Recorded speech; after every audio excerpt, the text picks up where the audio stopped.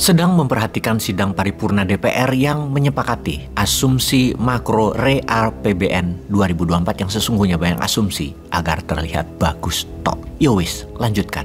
Efek dari melihat anggaran itu, hati kecil ini menjerit. Namun pastinya namanya menjerit dalam hati, siapa yang mendengar sih? Yang keluar dari mulut hanya sebuah kata, kok begini amat bernegara ya? Gak berdaulat banget cara kelolaan keuangannya ya. Contoh nih ya, contoh. Mengapa kita berani hutang 1 juta dolar ke IMF tapi tidak berani hutang 10 miliar ke Bank Indonesia? Uang hasil printing money tentunya. Hutang IMF pakai jaminan. Hutang BI printing money juga pemerintah berikan jaminan. Proyeknya sama-sama, katakanlah sama-sama membangun IKN misalnya. Sekali lagi kita bahas, kita sekarang berani ngutang IMF 1 juta dolar, kok nggak berani ngutang ke BI 10 miliar rupiah? Tentunya yang BI adalah printing money. Apa jawabannya? Wahai pejabat sekali lagi, apa jawabannya? Sekarang kita ke sistem pajak. Bayangkan, Anda menerima uang. Katakan, saya menerima uang dari Anda. Dan Anda adalah orang yang taat pajak. Jadi uang yang 5 juta katakanlah, Anda berikan ke saya adalah uang yang sudah bersih, sudah bayar pajak. Lalu saya sebagai penerima, uang itu dalam catatan pajak adalah pendapatan. Dan saya kena pajak lagi. Tinggal 4 juta. Lalu saya belanjakan barang. Saya kena pajak lagi 10%. Pemilik barang yang menerima uang saya akan kena pajak pendapatan lagi. Lalu barang itu saya jual. Pendapatan saya kena pajak lagi. Itu lama-lama duit 5 juta pajaknya bisa-bisa 2-3 juta rupiah jumlahnya. Ini sungguh menyebalkan karena uang pajaknya kemana, dan apalagi kalau lihat postur keuangan negara di RAPBN selama ini, palingan buat masyarakat terasa langsung nggak lebih dari 20%-nya. Sisanya untuk gaji pegawai, belanja rutin negara, proyek-proyek, cicilan, hutang negara. Kalau ditanya, mana yang buat pertahanan bela negara dengan memiliki satelit atau ribuan drone perang dan alat surveillance atau pengawas yang buat Indonesia untuk menjadi negara superpower dan global player?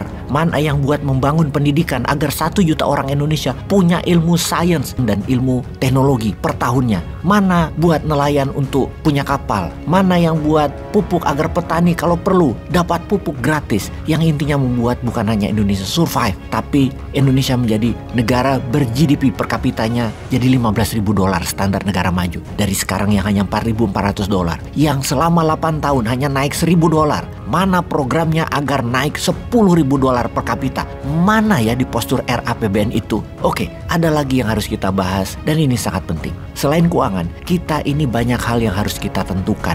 Lalu kita urai, lalu kita rancang, dan lalu kita bangun negara ini ke depannya. New mind adalah pikiran baru. New mind adalah new direction, arah baru. New mind adalah new age, zaman baru. Decoupling, lepas dari keterikatan masa lalu yang memberatkan, yang salah, untuk menjadi lebih baik, untuk lebih cocok, lebih Nusantara, kembali ke akar budaya, kembali ke kekuatan tanah air. Salah satunya adalah mengangkat budaya logam, mengangkat budaya agrikultur, dan mengangkat budaya maritim. Kalau kita ingin membangun rumah, katakan, maka awalnya kita membayangkan apa saja isi rumah tersebut. Misalnya ada 4 kamar mandi, ditambah 2 kamar mandi pembantu, dan untuk tamu 4 kamar tidur plus 2 kamar pembantu dan kamar tamu, 2 ruang makan, 1 untuk tamu, 1 untuk keluarga, 1 dapur kotor, 1 dapur bersih, ada ruang olahraga, gym, fitness, sauna, dan tempat tidur untuk massage, ada karaoke, ada cinemas, ada garasi untuk 4 mobil, ada courtyard halaman tengah yang penuh pohon tinggi untuk menerima tamu dan ruang terbuka di tengah bangunan,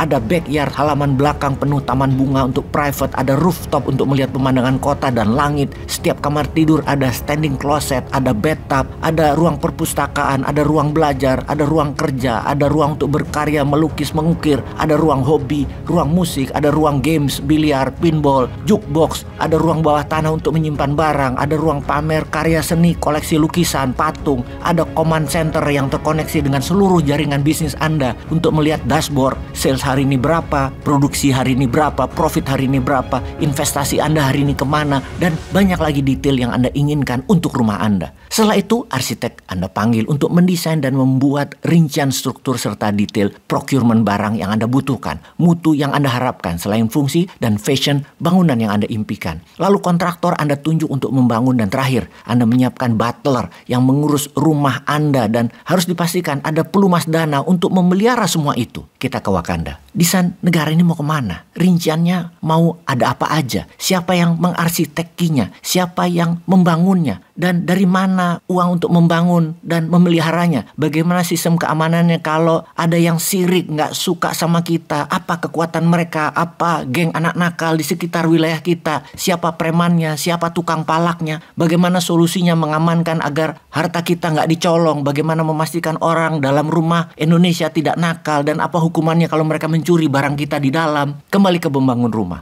Kalau uangnya baru bisa beli tanah, gaji pas-pasan, cicilan banyak, ya nggak usah gaya-gayaan pakai beli pesawat tempur bekas yang mahal, pakai mau pindah lalu bikin rumah di seberang lautan, ya ntar dulu deh. Cukup pastikan orang serumah pada kenyang, pada sehat, pada belajar yang pinter sampai ke negeri seberang kalau perlu, pada main yang jauh deh. Dan pastikan kita semua bahagia lahir batin. Sahabat, sejauh ini, paham kan? Peace.